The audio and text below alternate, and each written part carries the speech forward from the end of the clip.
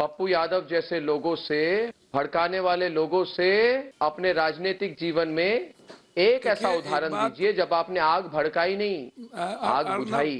अर्नब जी, lockdown में आपने 16 करोड़ रुपया मजदूरों को नहीं दिया, आपने लूटा आप लोगों ने। भड़काने का काम करते हैं ये चैनल वाले लोग।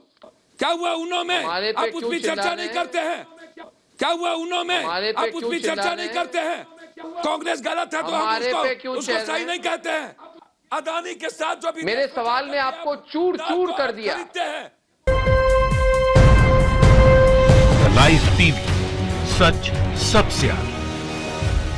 नमस्कार, द लाइव टीवी देख रहे हैं आप और आपके साथ मैं हूं हर्षिता सिंह। केंद्र सरकार के कृषि कानूनों के खिलाफ राजधानी दिल्ली से सटी सीमाओं पर जो किसान हैं उनका आंदोलन पिछले 42 दिनों से लगातार जारी है। इसको लेकर के न्यूज चैनलों में डिबेट भी देखने को काफी ज्यादा मिल रही है, जिसमें पहले किसान आंदोलन में किसानों को खालिस्तानी, पाकिस्तानी, आतंकवादी, टुकड़े टुकड़े गैंग सब बताए गए थे, जिसका खामियाजा कई चैनलों के रिपोर्टर्स को और उनके कैमरामैन को फील्ड में भुगतना पड़ा था कवरेज के दौरान। खास करके रिपब्लिक टीवी के रिपोर्टर की क्या हालत थी आपने देखा, हर दिन खबरें निकलकर सामने आती थी। लेकिन इन सब के बावजूद रिपब्लिक टीवी के एडिटर इन चीफ और एंकर अर्नब गोस्वामी के सुधरने का जो नाम है वो नहीं है। वो अब भी किसानों के आंदोलन में टुकड़े टुकड़े गैंग के समाहित होने की बात करते हैं लाइव डिबेट में, और यही करते हुए अर्नब गोस्वामी ने जन अधिकार पार्टी के प्रमुख और पूर्व सांसद पप्पू यादव से फिर से उल्टे सीधे सवाल किए हैं डिबेट में, और उसी बदतमीजी से उन्होंने सवाल किया है और उसी बदतमीजी से सवाल पूछते नजर आए जैसे हमेशा के शो में वो गेस्ट से बात करते हुए नजर आते हैं। पप्पू यादव से पूछा अर्नब गोस्वामी ने कि वो किसान कब बन गए।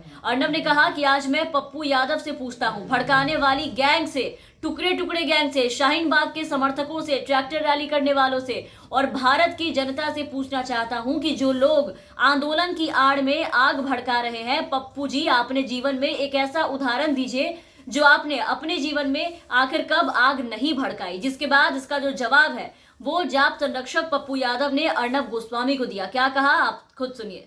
पप्पू यादव जैसे लोगों से, भड़काने वाले लोगों से, टुकड़े टुकड़े गैंग से, शाहीन बाग के समर्थकों से, ट्रैक्टर रैली करने वालों से अपने राजनीतिक जीवन में एक ऐसा उदाहरण दीजिए जब आपने आग भड़काई नहीं, आग बुझाई। अर्नब जी, लॉकडाउन में आपने 16 करोड़ रुपया मजदूरों को नहीं दिया, आपने लूटा आप लोगों ने। पप्पू जी, आप पानी में लोगों को बचाए नहीं थे, पानी में हमने बचाया, हम लोगों के बीच में थे। 18 जिले में हमने गया, भड़काते आप हैं, भड़काने का काम करते हैं ये चैनल वाले लोग। क्या हुआ उन्हों में? आप उस पर चर्चा नहीं करते हैं। कांग्रेस गलत है तो हम उसको सही नहीं कहते हैं। अदानी के साथ जो भी मेरे सवाल ने आपको चूर चूर कर दिया। तो देखा आपने सवाल पूछने का तरीका। मैं सवाल पूछ रहा हूं भड़काने वाली गैंग से, टुकड़े टुकड़े गैंग से, शाहीन बाग के समर्थकों से, ट्रैक्टर रैली करने वालों से। मतलब कहीं से भी नहीं लगता इन सवालों को सुनकर के कि ये सवाल एक पत्रकार द्वारा पूछे गए ये सवाल है, एक पत्रकार ऐसा सवाल कर रहा हो। सारी गरिमा को ताक पे रख दिया है अर्नब गोस्वामी ने। इतनी किरकिरी हुई है अभी टीआरपी स्कैम को लेकर के, इनके कंटेंट को लेकर के, जो नफरत वाले शो ये चलाते हैं उसको लेकर के इतना ज्यादा जुर्माना लगाया गया है, माफी मांगी है, लगातार कितनी बार माफी मांगी, फिर भी हरकतें अब भी वही है। अगर किसानों को कोई समर्थन दे रहा है तो वो दंगा भड़का रहा है। विपक्ष का काम है सवाल उठाना। सरकार के रवैये से, फैसले से तंग आकर अगर जनता जब सड़कों पर आ जाए, उनके फैसले से तंग आ जाए, आत्महत्या करने लगे, तो विपक्ष सहारा बनेगा ही। उनका तो वही काम है, सरकार के खिलाफ सवाल उठाएगा ही, सरकार से सवाल पूछेगा ही। हक है सवाल पूछने का। This is the role of opposition. सरकार जो भी नीतियां, गलत नीतियां जो लागू करने का प्रयास करेगी, विपक्ष हमेशा से उसे रोकने का काम करेगा। यही विपक्ष का काम है और जनता के हित के लिए अडिग रहेगा। लेकिन यहाँ विपक्ष के समर्थन को दंगाई कहा जाता है, आग भड़काने वाला कहा जाता है। कोई समर्थन में खड़े होकर रैली निकाल दे तो वो टुकड़े टुकड़े गैंग के सदस्य हो जाते हैं। मतलब इतनी सी बात इन्हें समझ नहीं आती। इस बकवास, बस बकवास पे बकवास करना है। अपने चिल्लम चिल्ली वाले डिबेट और अपने भड़काऊ कंटेंट को बरकरार रखने के लिए ये लोग कुछ भी करते हैं। रिपब्लिक टीवी पे इसी तरीके से सवाल पूछे जाते हैं। किसान आंदोलन को लेकर के तो लगातार उल्टी सीधी बातें कह रहे थे हमेशा से ये लोग कि आंदोलन विपक्षी पार्टियां कथित टुकड़े टुकड़े गैंग द्वारा हाईजैक कर लिया गया है। कई गलत खबरें भी चलाई किसानों को लेकर के, उल्टी सीधी बातें की, अनाप शनाप बातें की, जिसके कारण भारी बेइज्जती का सामना करना पड़ा था। किसान आंदोलन के कवरेज के दौरान इन्हें हर तरफ से बाइकआउट कर दिया गया था, इनके रिपोर्टर की बेइज्जती की गई थी, भगा दिए गए थे, खदेड़ दिए गए, बेइज्जत कर दिए गए, सेल पे लगा दिए गए थे, तब भी काम वही कर रहे हैं और दूसरों से पूछते हैं कि आप हर जगह पहुंच जाते हैं, चाहे वो शाहीन बाग हो, जामिया हो या हाथरस हो। यही अर्नब गोस्वामी है। आपको याद होगा कि हाथरस पे कैसी बातें कर रहे थे, जब हाथरस में इतना बड़ा कांड जिसने देश को झकझोर दिया था, उस वक्त ये सरकार को और योगी सरकार को, यूपी पुलिस को छापने में लगे थे। लेकिन जब सच्चाई सामने आई तब इनकी बोलती बंद हो गई। अंदर ही अंदर शर्म तो बहुत आई होगी, लेकिन अपने किए पे, अपने झूठ पे जरा भी अफसोस नहीं हुआ, माफी तक मांगने की जहमत नहीं उठाई अर्नब गोस्वामी ने।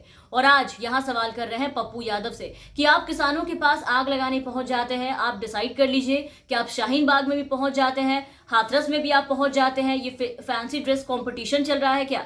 आप जामिया में पहुंचते हैं, शर्जुल इमाम में पहुंच जाते हैं, क्यों पहुंचते हैं? किसान आंदोलन में पहुंचते हैं, आप आखिर है कौन? इस तरीके के सवाल कर रहे हैं। लेकिन काश कि इतने सवाल कभी सरकार से किया होता अर्नब गोस्वामी ने, उन्हें जरा किसानों की हालत बताई होती कि आज किसानों की क्या हालत हो रही है, कितने लोगों ने आत्महत्या की सरकार के इस फैसले से।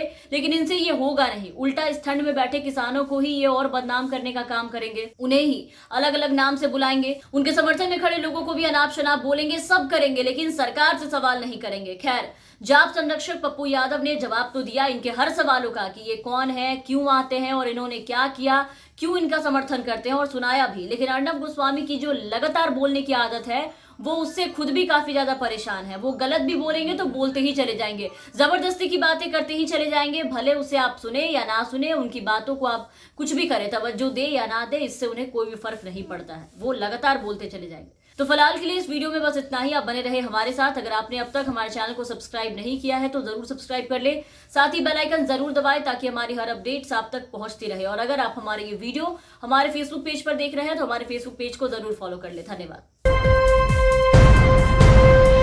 लाइव टीवी, सच सबसे आगे।